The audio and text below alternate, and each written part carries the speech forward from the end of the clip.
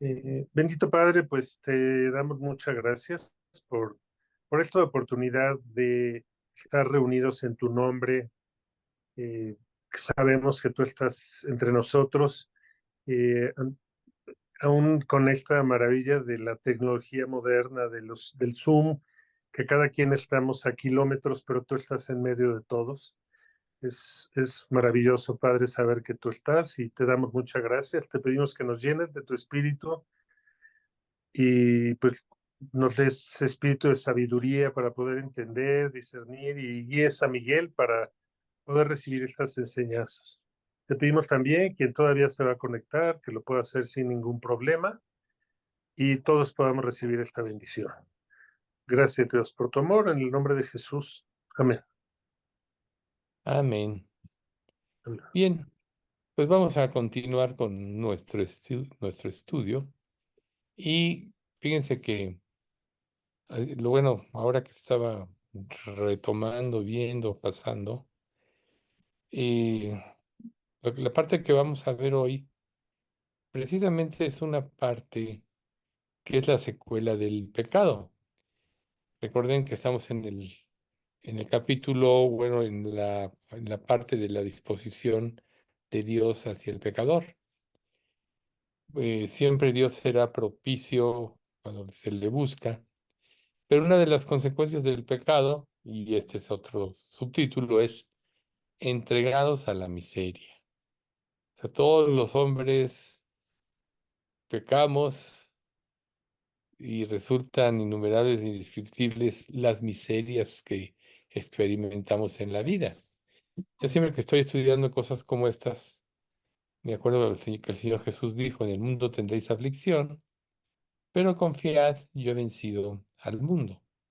Y la realidad precisamente es que nosotros, en el falso evangelio, recuerden que te ponen una fotografía de que todo va a ser muy hermoso, de que todo va a ser, y en un sentido la gracia de Dios lo es, el estar liberados de la esclavitud del pecado lo es, el tener el Espíritu Santo llenarnos del gozo cuando le buscamos lo es, pero vivimos en un mundo corrompido, tenemos nuestras luchas, como dice Gálatas, el deseo de la carne es contra el Espíritu y el del Espíritu contra la carne, y estos dos se oponen entre sí para que no hagáis lo que quisieres. Todo eso va contribuyendo precisamente a que nuestra vida pueda tener una expectativa diferente, pero la realidad es que nos vamos a morir. La realidad es que estamos viviendo en un sentido no solo las consecuencias del pecado, sino el juicio sobre el pecado. Recuerden ustedes que aunque Dios va a juzgar definitivamente en el infierno, o sea, el pecado que surgió a raíz de la desobediencia de Adán y de Eva se transmite ahora por Adán, por el hombre. Por eso es que todos nacemos con esa naturaleza rebelde y contradictoria en contra de Dios, pero esto solo es una evidencia de que tenemos una naturaleza caída y que vivimos en un mundo caído. Si no fuera de esta manera, nosotros tendríamos siempre felicidad en un sentido, nos despreocuparíamos de todo, pero pues vemos que este mundo de una u otra manera nos afecta desde la contaminación, desde los alimentos, de todo lo que le ponen a las cosechas, todo lo que le dan a los animales para que se reproduzcan rápido, etcétera, pues que son hormonas, todo eso nos afecta a nosotros. Y pues ahora, en esta época, pues la humanidad, aunque gracias al avance de la ciencia ha avanzado en la duración de la vida de un ser humano, pues vemos nosotros que estamos llenos de enfermedades, así como el cáncer, de virus como, digo, solo para mencionar lo que es más común, como la, lo que sucedió en la pandemia, y vemos que pues, tenemos que luchar contra eso. Algunas personas se contagian, algunas no, pero en un sentido, los seres humanos tenemos que cargar con dificultades, privaciones y miserias.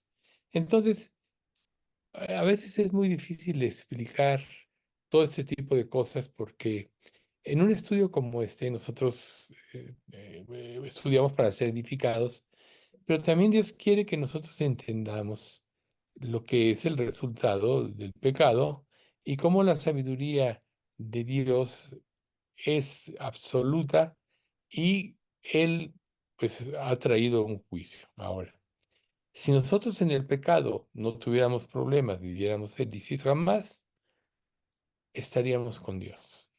Como aquella persona que le va muy bien, que llena sus graneros de trigo y dice, alma, muchos bienes tienes para gozarte en esta vida, entonces derribaré estos graneros y construiré unos más grandes. Y la divina respuesta fue, necio, esta noche vienen a quitarte tu vida y lo que has provisto, ¿de quién será?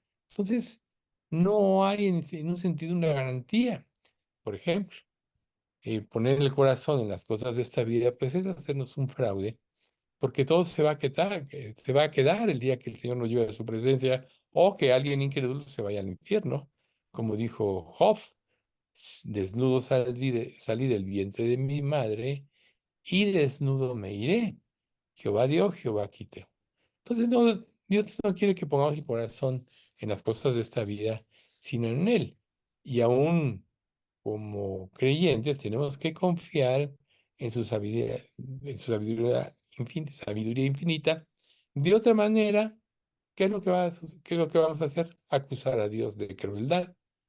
Porque, o sea, yo recuerdo, ¿por qué los niños de Biafra? ¿Por qué tanta hambre en África y todo esto? ¿Por qué ciclones, excesos de lluvia, sequías, terremotos, tsunamis? Así se la vive el ser humano sin ponerse a pensar que todo es secuela de la corrupción producto del pecado. Por eso un pasaje dice en Eclesiastés, de que se lamenta el hombre viviente, laméntese de su pecado. Entonces las escrituras pues claramente revelan las miserias de esta vida y esta va en varios grados. Por ejemplo, ahorita en la guerra de Israel, pues vemos que Hamás y todos los palestinos, cuando menos muchos de ellos, odian a Israel. Y Israel pues, se defendió de un ataque, él no propició esta situación, pero se han defendido, pero ahora lo acusan y la verdad, pues sí están viviendo en la miseria muchos con pocos alimentos y todo eso. Pero ellos aceptaron un gobierno que tomó el poder, que tomó el control de todo, y ahora tampoco son dueños de su vida y obviamente no los dejan hablar, ¿verdad? Los usan como escudo y cosas de este tipo. Entonces, una persona inocente, vamos a poner Palestina, que es la descendencia pues prácticamente de Saúl, ¿no? Y de todos los opositores de Dios, de Amalek, etcétera. O sea, niños inocentes aparentemente sufren, pero en realidad en otros lados sin guerra sufren. Sí, en cambio hay países como Estados Unidos que tienen una sobreproducción de trigo y lo tiran al mar para que no baje el precio del trigo, en lugar de regalarlo a los pobres, ¿no? Mandarlo a África para que se alimente la gente, o como en la guerra de Ucrania, ¿no? O sea, Ucrania es uno de los principales proveedores de trigo en el mundo y vemos ahora que le impiden sacarlo en su mayoría. Y la gente está padeciendo por falta del trigo que es vital. Y eso es el egoísmo, el sufrimiento de las personas, porque ¿qué culpa puede tener un niñito chiquito de 3 5 7 años cuando no le dan de comer? Pues bueno, pues consecuencia del pecado. Y como dice Romanos 1:18, la ira de Dios se revela desde el cielo contra toda impiedad e injusticia de los hombres. Ahí está. la ira de Dios se revela desde el cielo. Entonces, las miserias temporales de este mundo son un aspecto de esta revelación.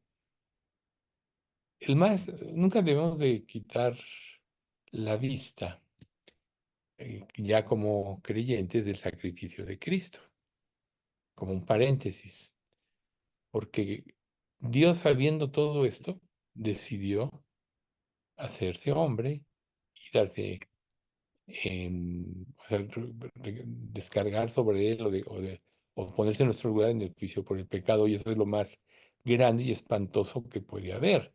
En eso consiste el amor de Dios. Y recuerden que Jesús dijo, yo pongo mi vida por mí mismo, nadie me la quita. Tengo poder para ponerla y tengo poder para volverla a tomar. Entonces fue voluntad de Dios. Eso está en Filipenses capítulo 2, el cual, siendo en forma de Dios, no estimó el ser igual a Dios como cosa que aferrarse, sino que se despojó a sí mismo tomando forma de siervo, hecho semejante a los hombres, etcétera. Entonces aquí nosotros podemos ver que el más grande acto de amor es precisamente Jesucristo. Pero fuera de Jesucristo, este mundo está lleno de injusticia. Padecemos, aunque seamos creyentes, en forma temporal de las miserias de este mundo. Y estas mismas hunden al aspecto, o sea, a la vida humana, y principalmente eh, revelan, reitero, el juicio de Dios, pero no están vacías de misericordia. Cuando yo eh, veo a veces toda esta situación que puede ser deprimente, me acuerdo de Miqueas 7, 18 y 19, que dice que Dios, como tú, que perdona la maldad y olvida el pecado del remanente de su heredad, no retuvo para siempre su enojo, antes se deleita en misericordia. Él volverá a tener misericordia de nosotros, sepultará nuestras iniquidades y echará en lo profundo del mar nuestros pecados. Ahí es donde los seres humanos tenemos siempre que voltear, y aun como creyentes que suframos pruebas, injusticias como consecuencia del pecado de otros, muchas veces nuestro mismo, pues tenemos que poner los ojos en Jesús, porque desde nuestro nacimiento hasta nuestra muerte, o que ya Dios nos lleve al cielo, no dejaremos de estar en corrupción, ¿sí? Y muchos juzgan a Dios de loco o loco de mente por eso, porque dicen, como si tú eres amor, propicias todo esto. Pero si Dios perdonara a las personas sin regenerarlas, sin que se arrepintieran, se cumpliría ese pasaje de Isaías. Se mostrará piedad al malvado y no aprenderá justicia. En tierra de rectitud hará iniquidad. Te corromperían el cielo, ¿ven ustedes? Entonces, por eso Jesús le dijo a Nicodemo, el que no naciere de nuevo no puede entrar en el reino de Dios. Ahora, nosotros en este mundo recordemos algo muy importante para entender más profundamente el juicio de Dios. Y es precisamente cuando Adán y Eva pecaron. A la mujer se le dijo, multiplicaré los dolores en tus preñeces. Ese fue el juicio de la mujer. Y cada vez que hay un parto, etcétera, pues es una evidencia de este juicio de Dios. Y eh, pues bueno, aparte de todo eso, las calamidades, las catástrofes, como decíamos hace rato, las pestilencias, las hambrunas, etcétera. Recordemos, por ejemplo, que María, la madre de Jesús, ella fue escogida por Dios para ser la persona que trajera al Mesías al mundo, engendrado del Espíritu Santo. Pero, por ejemplo, en el Evangelio de Lucas, en la narración de todo esto, decía, y María ponía todas estas cosas en su corazón, porque le habían dicho, una espada traspasará tu misma alma. Entonces, tú podrías decir, oye, ¿cómo puede ser posible que aquella persona que Dios usó, que Dios santificó, que Dios purificó para venir al mundo, pues tenga que sufrir? Imagínense como madre. Primero, las cosas hermosas cuando nace, aunque fue en un pesebre por el edicto de César de que se tenían que registrar y van a Belén, etcétera, pero no había lugar en el hotel y tienen que pues dar luz en una posada, pero llegan los pastores porque se les aparecen los ángeles, vengan y adoren, etcétera. Y luego cuando se cumple el octavo día que van a presentar a Jesús al templo, Ana y otra persona, no se me fue el nombre, están ahí, dicen, este es el Mesías. Y todo ese tipo de cosas fueron hermosas, pero después, ¿qué sucedió? Pues tuvo que morir crucificado por los pecados y María estaba presente. Entonces, debe haber sido un dolor muy grande, o sea, una evidencia de la consecuencia del pecado. Por un lado, la solución que gracias a ese sacrificio, ahora todos podemos tener fe y esperanza de una nueva vida, todos que creemos en Jesús y nos arrepentimos. Pero por otro lado, experimentamos luchas internas y muchas veces insatisfacción, intranquilidad, que de las cosas que pasan en este mundo que solo nos recuerdan la necesidad que tenemos, ¿sí? Entonces, por ejemplo, otra cuestión, el temor de la muerte, ¿no? La constante amenaza de la muerte. Por eso muchas personas buscan el elixir de la vida y en un sentido, con el avance de la ciencia, pues ha aumentado la edad de las personas en términos generales. Antes ni siquiera había enfermedades que se podían manifestar porque las personas se morían de 40, 50, 60 años, porque no había, por ejemplo, penicilina, antibióticos y cosas de ese tipo. Y ahora, pues la gente vive más, y como la Biblia dice, la vida del hombre son 70 años y si los más robustos 80, pues de todos modos, es aflicción, ¿sí? Entonces, ese temor del ser humano de buscar una solución fuera de Cristo, también lo tiene lleno de angustia. Simeón se llamaba la otra persona. Acordémonos de Howard Hughes, aquel archimillonario, que tenía tanto miedo que se aisló en una cámara para no ser contaminado de virus, tenía todo el dinero del mundo, pero estaba ahí en una habitación y de todos modos s- se murió.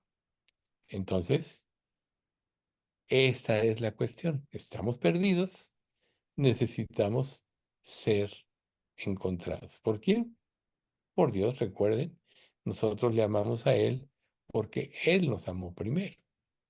Y aunque nosotros estemos como seres humanos, no pensemos claramente que veamos las cosas al revés, que alguien podría catalogarlo de esta manera, loco o demente, dentro de esa locura Dios nos ofrece reconciliarnos a través del Evangelio.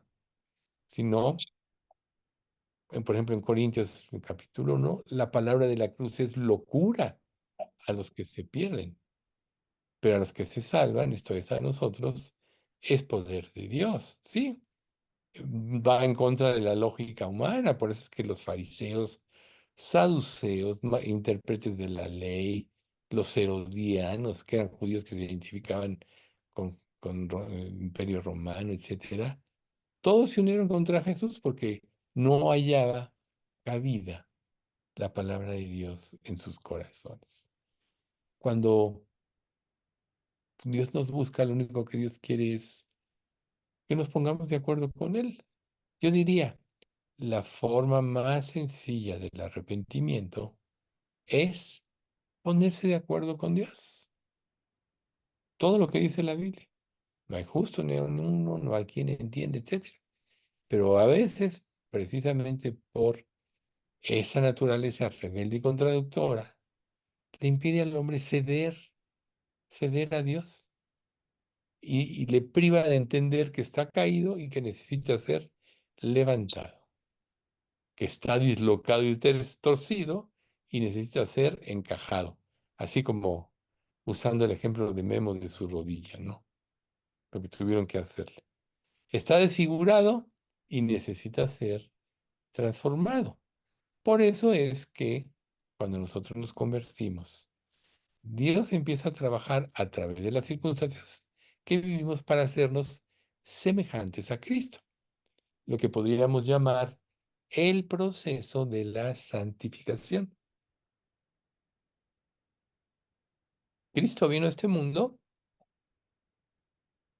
renunció a ser Dios y como ser humano fue tentado, recuerden la tentación en el desierto de Mateo, y Satanás siguió tentándolo pues mucho tiempo.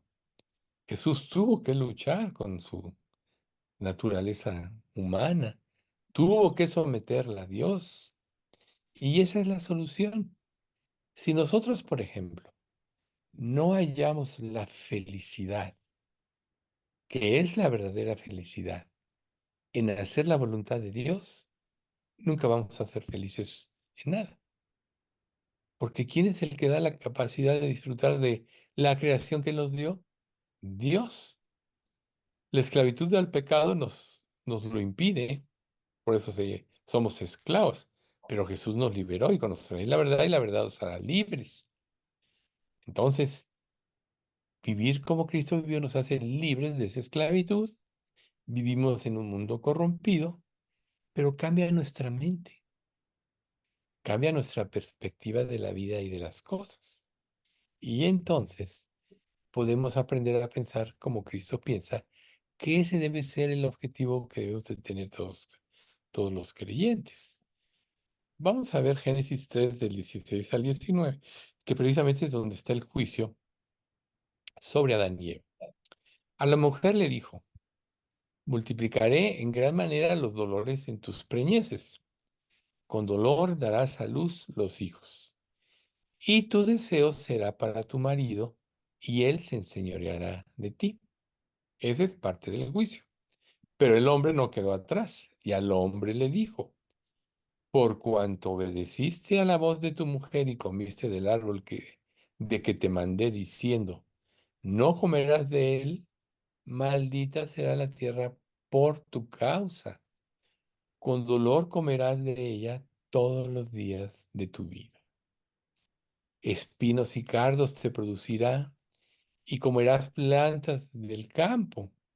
Con el sudor de tu rostro comerás el pan hasta que vuelvas a la tierra, porque de ella fuiste tomado, pues polvo eres y al polvo volverás, ¿no? O polvo eres y en polvo te convertirás. Y por eso pues todos morimos y nuestros huesos con el paso del tiempo se hacen pues como polvo, ¿verdad? Entonces, esa es la realidad mientras estemos en este mundo. Ahora, ¿qué pasa si nosotros nos angustiamos? Si nosotros momentáneamente por pruebas, por circunstancias injustas en nuestra vida, por alguna enfermedad, por algo que vayamos cargando en nuestro cuerpo, ya no podemos.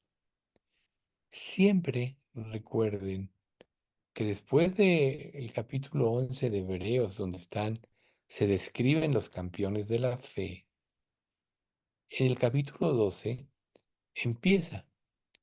Por tanto, teniendo en derredor nuestro tan grande nube de testigos, despojémonos del todo peso y del pecado que nos asedia y corramos con paciencia la carrera que tenemos por delante. Puestos los ojos en Jesús, el autor y consumador de la fe, el cual por el gozo puesto delante de él, sufrió la cruz y menospreció el oprobio. Para el falso evangelio que dice que ya no vas a tener problemas, que lo importante es la prosperidad económica. Tan solo ponte a ver el capítulo 11 de Hebreos. Fueron aserrados, vivieron en cuevas, sacaron fuerzas de debilidad, etcétera. O sea, el mundo no era digno de ellos. No era fácil ser profeta. A Jeremías todo el mundo le dio la espalda, aún su familia.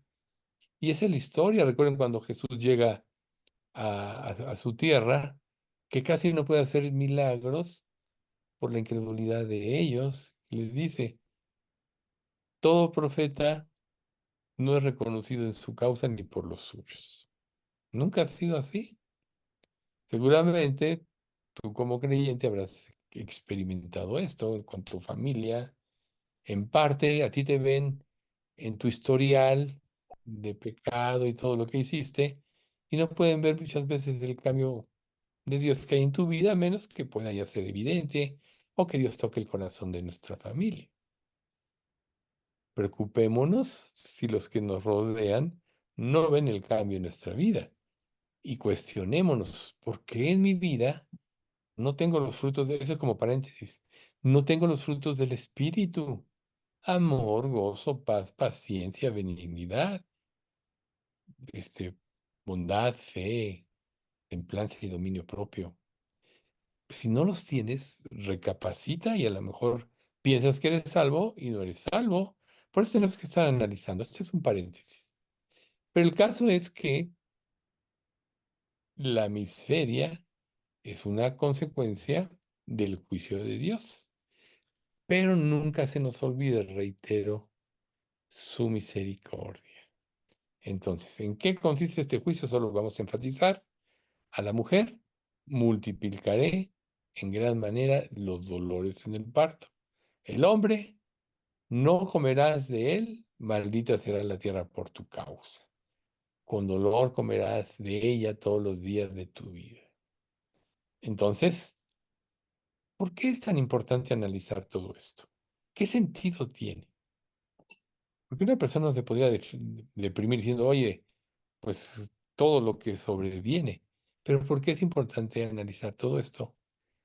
Para que sepamos lo que somos, para que sepamos de dónde nos sacó Dios y a dónde vamos. Reitero, si nosotros en esta vida sufriéramos los 80 años de nuestra vida, etcétera, pero nos espera una eternidad con un cuerpo perfecto en la presencia de Dios, vale la pena. Imagínense ustedes aquellos que van a despertar en el infierno, que rechazaron la gracia de Dios y, y sentenciaron su eternidad en el lago que arde con fuego y azufre, que no hay esperanza. Eso sí es doloroso. Pero si nosotros somos salvos, tan solo tenemos que esperar el momento de nuestra redención. ¿Y cómo esperarlo? Llenándonos de angustia, de reclamo a Dios, de pesadumbre. No, trabajando para Cristo. Siempre que nosotros veamos a nosotros mismos en cualquier circunstancia injusta o consecuencia del pecado, de que nuestro cuerpo pues se va haciendo pues, más débil conforme pasan los años, etcétera. Si ponemos en los ojos en nosotros mismos nos vamos a deprimir, pero si sabemos que Dios dejó a su iglesia con un objetivo y el objetivo es predicar el evangelio y no importa cómo seamos, nos concentramos en eso, todo lo demás va a ser relativo, porque vamos a estar trabajando para la gloria de Dios. Pero si nos vemos para a nosotros mismos, pues claro que nos vamos a deprimir, claro que le vamos a echar la culpa a Dios. Por eso es tan importante saber a dónde vamos, siendo salvos, saber que ya somos eternos y que este mundo es temporal. Y que si Dios nos dejó en este mundo, tenía un propósito. Si no, no diría el libro de Filipenses, porque a vosotros os es concedido a causa de Cristo, no solo que creáis en Él, sino que también padezcáis por su nombre o por Él. O sea, es un privilegio. Y si tú crees la Escritura, entonces dirás, me es concedido creer y padecer por Él. Ahora, no te vayas a equivocar porque la Escritura dice, ninguno padezca como homicida o ladrón o por entremeterse en lo ajeno. Pero si alguno padece por el nombre de Cristo, bienaventurado es. ¿Ven ustedes? Entonces, tengamos, perdón, tengamos cuidado en nuestra vida, porque muchas personas pueden decir, es que se portaron mal, hicieron cosas malas, y dicen, estoy padeciendo por el nombre de Cristo. No es cierto. Están padeciendo porque pecaron. Por eso reitero este pasaje, ¿no? Ninguno padezca por homicida, ladrón o por entrometerse en lo ajeno, pero si padecemos por el nombre de Cristo, seremos bienaventurados, somos bienaventurados. Bueno, entonces volviendo al punto de la maldición en la que cayó el ser humano desde la rebelión de Adán y Eva, vemos claramente a lo largo de las Escrituras, tanto en el libro de Job como en los Salmos o como el libro de Eclesiastés, que hay muchos textos que nos ilustran sobre las miserias y frustraciones del ser humano caído. Job 5:7. Pero como las chispas se levantan para volar por el aire, así el hombre nace para la aflicción. Aparentemente deprimente si no tienes en mente a Cristo, ¿verdad? Job 7:1-2. ¿No es acaso brega, o sea, trabajar afanosamente, la vida del hombre sobre la tierra? Y sus días como los días del jornalero, como el siervo suspira por la sombra y como el jornalero espera el reposo de su trabajo, ¿sí? O sea, así es esta vida. ¿Cuántos de nosotros nos hemos tenido que levantar sin querer levantarnos? Tienes que ir a trabajar, tienes que cumplir tus obligaciones, etcétera. El día más difícil, pues es el lunes, ¿por qué? Descansaste el domingo, ¿verdad? Que es el sábado también. Entonces, un día que le das a tu naturaleza humana descanso, ya después ya no quiere. O cuando vas de vacaciones, qué trabajo es volver a agarrar el ritmo cuando vuelves a trabajar, ¿verdad? Pues bueno, así es en la vida del hombre. Luego el Salmo 89:47. Recuerda cuán breve es mi tiempo. ¿Por qué habrás creado en vano a todo hijo de hombre? O sea, es el cuestionamiento del salmista, pero claro que no fue en vano. Recuerden, no tiene potestad el alfarero para hacer vasos para honra y vasos para deshonra. Si tú estás en Cristo, ya fuiste hecho un vaso para honra. Concéntrate en ello y lucha por los que todavía no son salvos, por lo que les espera. Hay muchos distractores en esta vida. Tú podrías pasarte sin parar viendo la televisión meses y hasta años, pero todo lo que este mundo te da te distrae de la realidad, de que la gente se está yendo al infierno. Yo no digo que no puedas disfrutar, distraerte a veces en algo, pero lo más importante es que tú estés concentrado en la misión que tienes para ti, ¿sí? Porque el destino del hombre sin Dios es el infierno. Eclesiastés 2:22 y 23. Porque, ¿qué tiene el hombre de todo su trabajo y de la fatiga de su corazón con que se afana debajo del sol? Porque todos sus días no son sino dolores y sus trabajos molestias. Aún de noche su corazón no reposa. Esto también es vanidad. ¿Ven ustedes? Como es prácticamente una de las frases más importantes del principio de Eclesiastés. Vanidad de vanidades, todo es vanidad. No hay nada nuevo debajo del sol. Lo que ha sido hecho es lo mismo que se hará.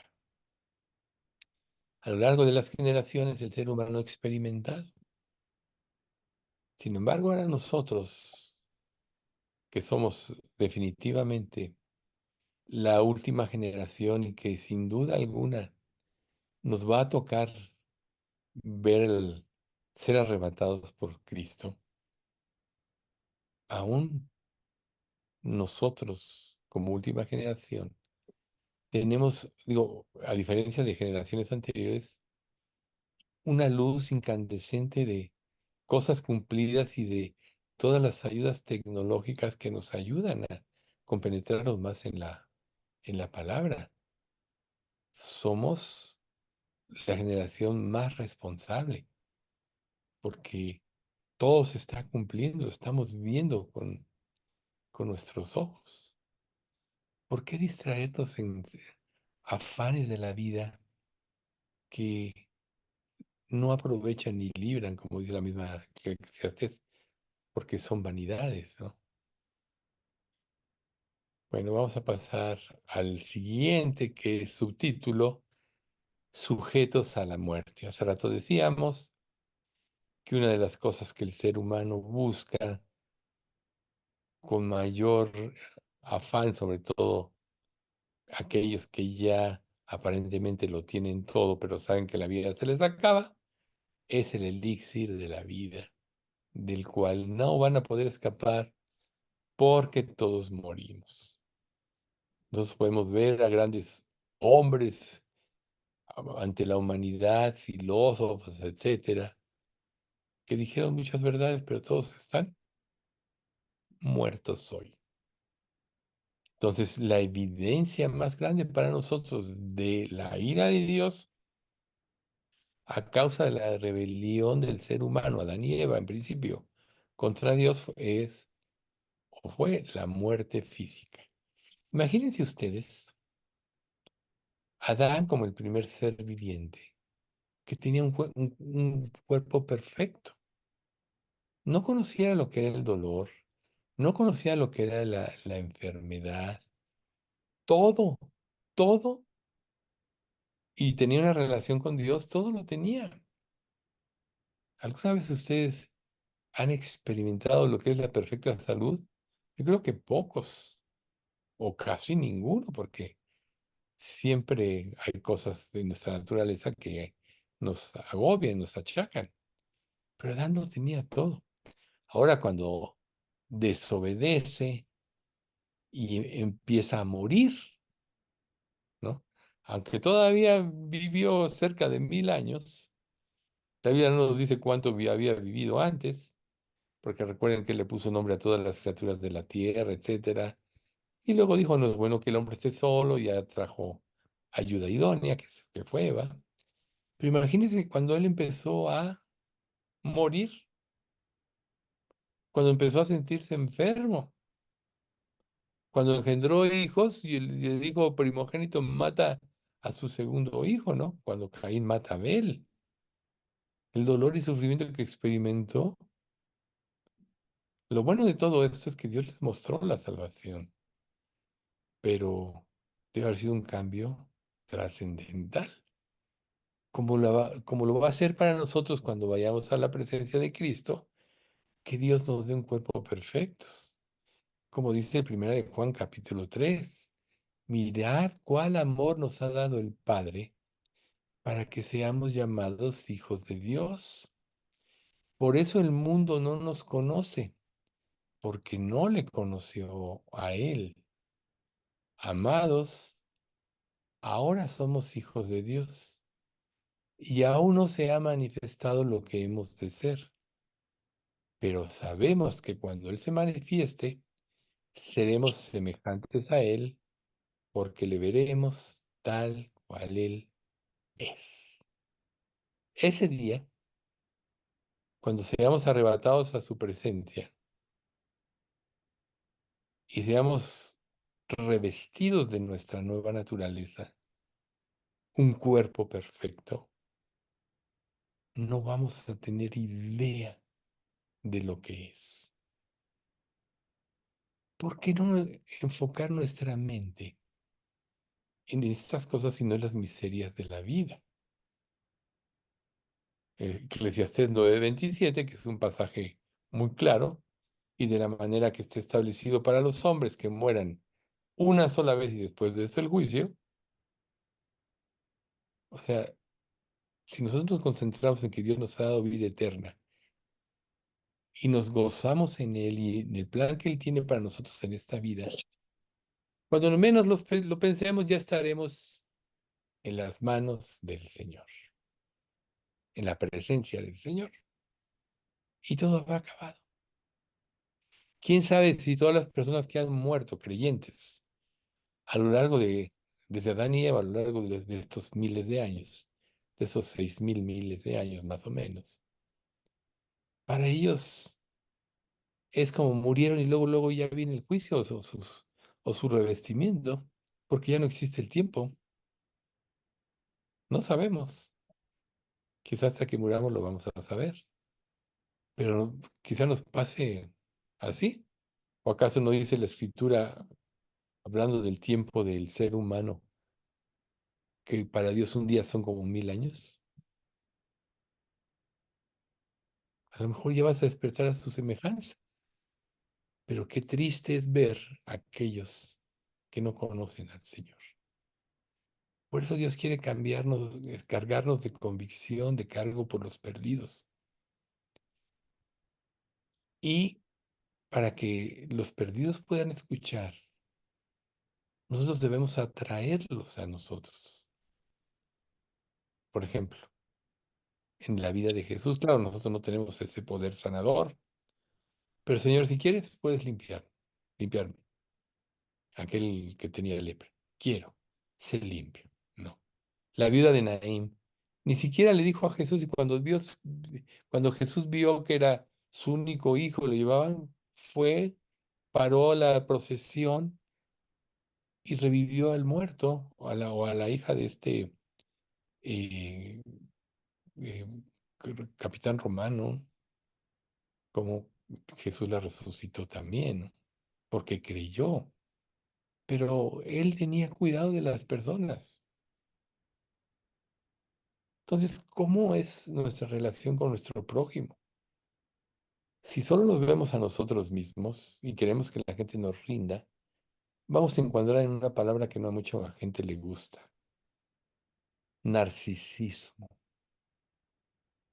Que solo tú quieres llamar la atención, solo tú quieres prevalecer lo que tú dices, solo tú quieres que la gente te rinda y no eres capaz de dar nada, haces sufrir a la gente.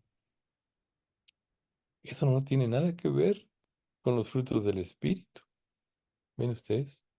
Entonces tenemos que recapacitar en cómo es nuestra vida. Recuerden que lo que más nos prueba, ¿saben qué es? Nuestra familia. Ahí es donde somos más débiles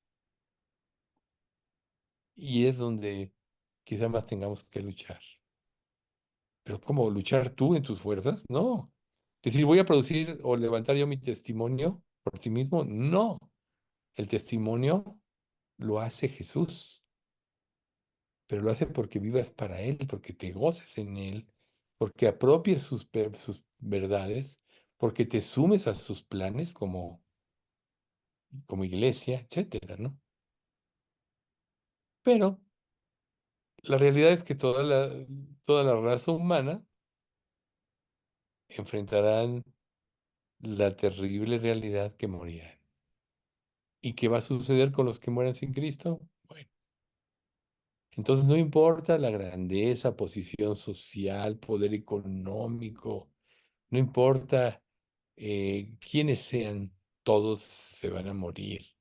Ahí en el Proverbios dicen muchas cosas como: muere una persona, le ponen nombre a sus tierras porque fue muy prominente, etcétera, y luego, a lo largo del tiempo, todos se olvidan de él. ¿Quién fue este, no? ¿Quién fue aquel? Todos vamos pasando. Pero si dejamos huella delante del Señor, eso va a ser diferente. O sea, huella en este mundo del amor de Dios, de la paciencia de Cristo. O sea, recuerden, El que no ama no ha conocido a Dios porque Dios es amor. Si no amamos, algo anda mal en nosotros, porque Dios produce amor en nosotros, aún por las personas más difíciles. O sea, tú eras una persona difícil y Dios tuvo paciencia, misericordia de ti. Y si eres salvo, por eso estás aquí o escuchando. Entonces, tenemos que tener en presente en nuestra vida la realidad aterradora de lo que es el destino del hombre sin Dios. Ahora, todavía lo más aterrador es que la muerte no es una aniquilación total. ¿Cuánta gente no se suicida diciendo, ya voy a escapar de los problemas de este mundo? ¿Para qué ya sigo viviendo yo aquí? Me quito la vida. Yo tengo un hermano que se suicidó. Es algo horrible. Y sí, gracias a Dios, yo le hablé de Cristo desde que me convertí. Pero se quitó la vida. No sé, yo no sé qué pasó en su vida. Él vivió en Los Ángeles, California, ya estaba. Pero una persona que se suicida, que quiere escapar, inmediatamente va a despertar a una realidad espantosa si no fue salvo. Entonces, qué importante es estar orando por las personas, estar al pendiente de las personas, de la conducta de la gente. Dígame una cosa, si nos enemistamos con todo el mundo, ¿cómo les vamos a testificar? Si solo nos vemos a nosotros mismos como los héroes de la escena en una situación o circunstancia, ¿cómo van a ver la humildad de Cristo en nosotros? Acuérdense que Cristo, cuando los apóstoles empezaron a pelearse por quién tendría el mejor en la eternidad, mejor lugar en la eternidad, Jesús les dijo, el que quiera ser el mayor tiene que ser como el que sirve. Yo he venido a servir. ¿Mm? ¿Qué posesiones tenía Jesús? Nada. Quizá lo único de valor que tenía material era su manto de una sola costura de arriba abajo. O sea, yo no sé cómo lo hicieron en aquel entonces, pero eso sí tenía valor. Por eso los romanos hasta se lo rifaron, ¿verdad? Pero Jesús vino, renunció a ser Dios, que era lo mayor, estuvo sin nada, nunca tuvo nada. Entonces, tenemos que vivir como si no tuviéramos nada para poder ser siervos de Cristo. No quiere decir que tienes que deshacerte de todo, ¿no? Sino que de todo lo que tú tienes material, como si no lo tuvieras. Porque un día las cosas cambian. Cuando vino la devaluación del 94 y hubo una superinflación y los bancos empezaron a dar mucho dinero. Yo en ese entonces tenía más de 20 edificios que administraba y muchos de ellos, en especial me llama la atención una pareja de dos viejitos que tenían su casa y todo y la vendieron. Dijeron, pues vendemos, rentamos un departamentito, los conocía porque en uno de los edificios que yo administraba, yo les renté un departamento y vivimos de los intereses. ¿Y qué pasó cuando se cayó la bolsa y todo? Se quedaron sin nada. O sea, tan solo para ver que aún lo que tú dices que tienes que creer que te va a salvar, puede que no valga nada de hoy a mañana. También se dio otra persona. Este es un creyente que, bueno, le había ido bien, más o menos. Estaban caídos los bienes raíces. Y se apalabró para comprar un departamento, un buen departamento. Y se dio el momento en que ya tenía que hacer el pago, porque ofreció una oferta de contado y le dijeron que sí. Y tenía que hacer su pago el viernes. Y dijo, o sea, él me lo contó, mejor me espero hasta el lunes y así gano un poco más de interés el fin de semana. Y en ese fin de semana se cayó la bolsa. Se quedó sin nada, sin departamento y sin dinero, ¿no? Digo, ahí quizá él nunca se imaginó, ¿no? O sea, pero tan solo estos ejemplos son para ilustrar que realmente las cosas no valen nada. Lo material no vale nada. Si no mueres a todo, por ahí te puede vulnerar el diablo. Volvemos a Job. Desnudo salí del vientre de mi madre y desnudo me iré. Jesús dijo, no os hagáis tesoros en la tierra, donde la polilla y el orín corrompen, y donde ladrones minan y hurtan, sino haceos tesoros en los cielos, donde ni la polilla ni el orín corrompen, y donde ladrones no minan ni hurtan. Porque donde esté vuestro tesoro, ahí estará también vuestro corazón. Entonces la pregunta es, ¿dónde está tu tesoro? Porque si tu tesoro no es hacer tesoro en el cielo, todo de lo que te distraigas por esta vida te va a distraer de lo más importante que es hacer tesoro en el cielo. Ahora, es que si yo me distraigo en esto, a lo mejor no puedo lo otro o aquello. Bueno, Dios dice, busca primero el reino de Dios y su justicia, y todo lo demás vendrá por añadidura. Recuerden que durante los 40 años de el paso de Israel por el desierto, se alimentaron del maná. Sus vestidos no se envejecieron, ni sus zapatos se desgastaron,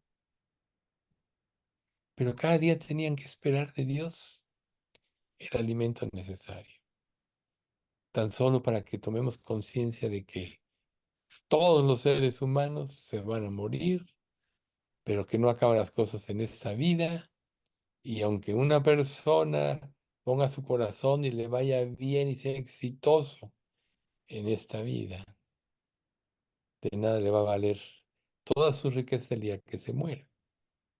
Me platicaba una persona que él de su familia tiene cuñados muy ricos, que no tienen de qué preocuparse ellos y quizás dos, tres generaciones de tanto dinero que tienen. Y él como que es el pobre de la familia. Y yo le dije, es que ellos no saben que tú eres el rico, porque tú estás trabajando para la eternidad. Y todo lo que tú hagas por amor a Cristo va a prevalecer para la eternidad. Y ellos lo van a perder todo, aún su vida. Entonces, a veces quitamos los ojos de Jesús, los ponemos en esto, pero lo más importante es que el ser humano va a existir eternamente y continuará en la comunión eterna con Dios si se convierte y se arrepiente, o en la separación eterna de Dios en el infierno. Entonces es necesario que nosotros encontremos en la muerte o veamos no solo el juicio divino, sino también la misericordia. Recuerden ustedes, la misericordia triunfa sobre el juicio. Y me gustaría puntualizar otra cosa aquí para concluir o casi concluir. Y es la siguiente. Nosotros somos salvos, si lo somos, porque Dios tuvo misericordia de nosotros. Y nosotros tenemos que ver a cada persona que nos rodea, aun aquellas que nos hacen mal, como personas sin Dios que se van a ir al infierno si no le conocen. Y tenemos que pedir a Dios por su misericordia. Pero ¿cómo le pides a Dios por su misericordia si tú no eres misericordioso? Dice un pasaje en la Biblia. Con el misericordioso te mostrarás misericordioso e íntegro para con el hombre íntegro. O sea, Dios está diciendo que si nosotros aprendemos la misericordia sobre nosotros va a sobreabundar. Pero si no tenemos misericordia de los demás, si solo nos vemos a nosotros mismos como héroes de la escena, pues quizá no nos demos cuenta, pero estemos llenos de egoísmos y solo nos veamos a nosotros mismos. Y querrá decir que lo más grave, que no hemos apropiado la misericordia de Dios. ¿Ven ustedes? Meditemos en eso. Entonces, cada obituario, cada procesión funeraria, cada lápida sobre cada sepulcro, clama al ser humano que deje las preocupaciones vanas de este mundo y medite en la eternidad, que se prepare a sí mismo para encontrarse con Dios. Este es precisamente lo que Dios quiere de nosotros. Que Dios nos ayude. Vamos a dar gracias. Padre, te queremos agradecer mucho por este estudio. Como siempre, Señor, te agradecemos mucho la guía de tu Santo Espíritu para hacernos conscientes del dolor humano en este mundo a causa del juicio tuyo por el pecado. Pero también en este estudio nos has mostrado tu amor y tu misericordia que das oportunidad a todos para ir a ti. Por tanto, hoy queremos pedirte, Señor, que nos des amor por nuestro prójimo, amor por los demás. Tú mismo dices en tu palabra que el amor cubrirá multitud de pecados, que el amor cubrirá todas las faltas. Y seguramente se refiere en causar, encaminar a las personas a Cristo para ser redimidas. Y el amor de nosotros, el amor como es tu amor, debe de llevarnos a negar muchas veces nuestros derechos, nuestro prestigio, nuestro orgullo, para poder atraer a más a Cristo. Recordemos que Pablo dijo, Padre, que él había aprendido a hacerse como los demás para ganar a muchos, a los judíos como los judíos, a los gentiles como gentiles, a los que sufren como si sufriera, etcétera. Pues danos esa capacidad, Señor, y nos recapacitar, sobre todo en aquellas personas que están a nuestro alrededor, que por circunstancias de la vida están enemistadas con nosotros, pero que van rumbo al infierno. Danos ese cargo, danos esa gracia de hacerlo, Señor. Prepáranos y sobre todo siempre ayúdanos a analizar nuestra vida a la luz de los frutos de tu Espíritu para ver si realmente estamos siendo transformados por ti. Y te pedimos, Padre, que si te- no nos identificamos con estos frutos, que el primero es el amor, recapacitemos en nuestra salvación y nos ilumines para tener el verdadero arrepentimiento y la fe en Cristo. Señor, guarda nuestra iglesia del mal, guárdanos a todos, haz que podamos darte una buena cuenta como iglesia, y todo esto te lo pedimos en nombre de Cristo Jesús.